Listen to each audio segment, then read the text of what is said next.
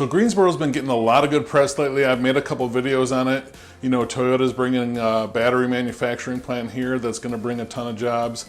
Amazon's opening a new fulfillment center. PTI is developing 500 acres near the airport that's just really prime real estate.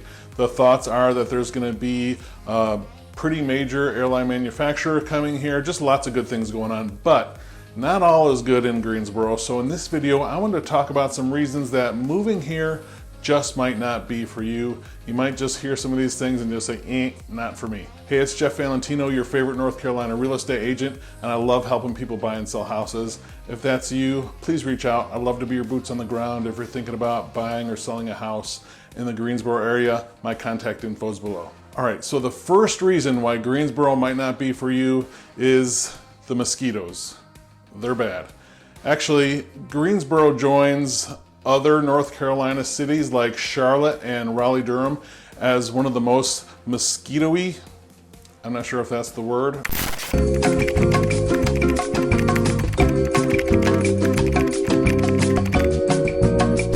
We got a lot of mosquitoes here, according to Orkin. They rated some of the worst cities in the country, and Greensboro made it into the top 100, the lower half of the top 100, but hey, they still made it into the top 100 of mosquito-y cities in the country.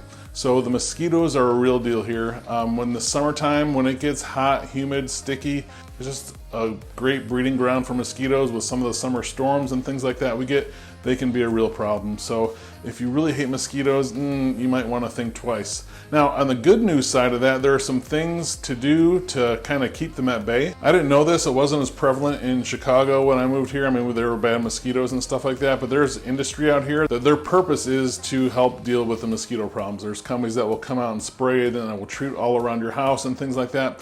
What I saw on Amazon was this cool little gadgets that work pretty well, actually. Thankfully, I found them. Someone actually told me about them.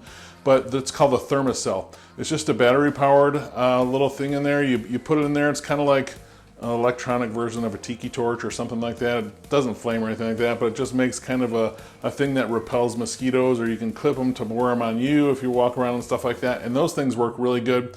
So the mosquitoes, they're an issue here, but there are definitely some ways that you can kind of get around that. I will trade that for the lack of giant bugs here. Now there's bugs here, but you know, we're in Greensboro, we're far enough north in the south, if that makes sense. We're far enough north so we don't have like those super giant bugs or those giant Australian sized spiders that really I do not like at all. I was in South Carolina at the beach with some family this past summer, and they told me be careful of palmetto bugs. I didn't know it at the time, but palmetto bugs seem to be just a fancy word for a big giant cockroach, which I saw them at our hotel, and other people there just kind of blew it off. I'm grateful. I will deal with mosquitoes any day of the week if I don't have to deal with those giant bugs and roaches and things like that. So thankfully, we're far enough north where that is not a huge issue to have the giant bugs of the south. So I will take the mosquitoes, but if you hate them, might not be for you. The second reason why Greensboro might not be for you is if you don't have a car. The city, I mean, I'll just be honest with you, it's not super walkable. There's some parts downtown that are walkable, some areas. Also, on the plus end of that, the city is coming up with a social district soon that's going to be very walkable. You're going to be able to have like food and drink like open on the street and just kind of walk through there. So that's going to be a really cool area, but you know, that's going to be a small stretch in more towards the downtown part of the city. The city itself, not very walkable. Like if you're going to go to, you know, Trader Joe's and Costco, it's not going to be walk there and walk there. You're going to need a car. There is public transportation here. We have a bus system, but again, just being honest with you, it's not the greatest thing with the most variety and longest distance routes and routes that will get you all over the city really simply. It's just not the easiest way to get around with the bus system either. So if you're looking for walkable, not really for you. The city did complete, or they're about to complete in early 2022 when I'm filming this, about 75 miles of bike paths around the city. It's getting better. It's a good start, but it's not really bikeable either. There are parts in there where there are bike lanes and things like that to get around, but overall, if you don't have a car, Greensboro probably just not for you.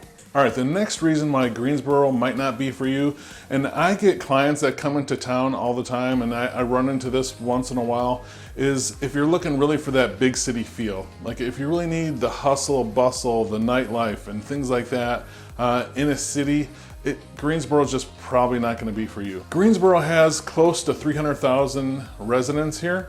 So it's not a small, tiny town, but again, if you're looking for, big, major city life, or you can be out in the clubs till, 2 and 3 in the morning and stuff like that, probably not gonna be for you. Most places are gonna close early. Late Saturday night, even downtown is just not super hopping and really busy.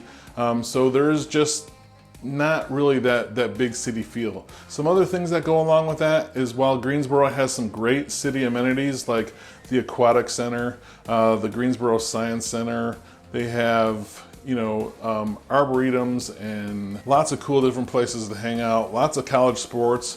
But again, I think it's more like kind of on the nightlife side of thing, or just like in the variety of things. It's a good sized city, but it's a small to medium sized city, right? So it's just not that big city life. You're gonna have your kind of circuit of restaurants that you go to, and there is new things coming in and out, new developments going on, but it can get that feel of like kind of been there, done that once you get around and stuff like that. I've been here about 3 years, and I won't say I have that feeling all the time, but I'm starting, okay, we did that, we did this.